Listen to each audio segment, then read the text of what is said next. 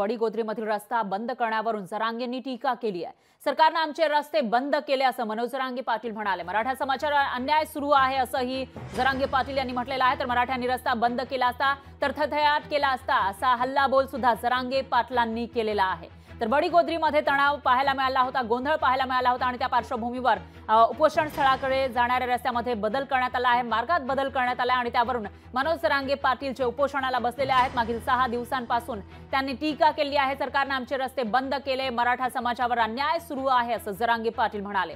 तर मराठ्यांनी रस्ता बंद केला असता तर थैथयाट केला असता असा हल्लाबोल सुद्धा त्यांनी केला।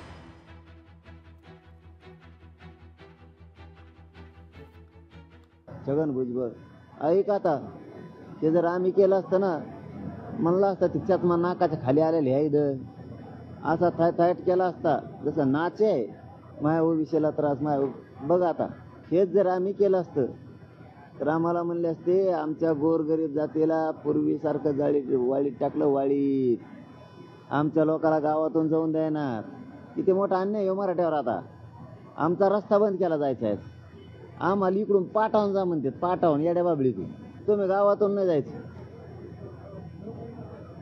जे शोषण पूर्वी झालं गोरगरीब जनतेचं पूर्वीच्या काळात बौद्धांचं त्यांचं तसं आज मराठ्यांचं शोषण सुरू केलं यांनी। तीच मुलं दारू पिऊन आलेली होती, त्यांचा व्हिडिओ बघा आमच्याकडे आहे। तोच माणूस म्हणतो की आम्ही दारू पिऊन आलोय, एखाद दुसरी चापट मारली असेल तेवढं सहन करायचं ना।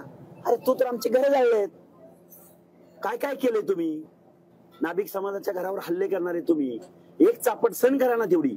रस्ता अडवल्यावरून हा माणूस प्रशासनाला चॅलेंज करतो की रस्ता यांच्या बापाचा आहे का म्हणतो।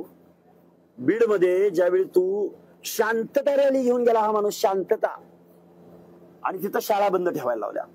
लातूर पुणे शाळा बंद कुठल्या कायद्याने ठेवता येते, आणि शाळेतल्या मुलांचा आणि तुझ्या शांतता रॅलीची कुठे कॉन्ट्रोवर्सी होती।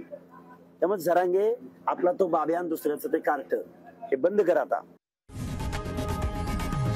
लोकशाही मराठी ऐका, पहा, जागरूक रहा।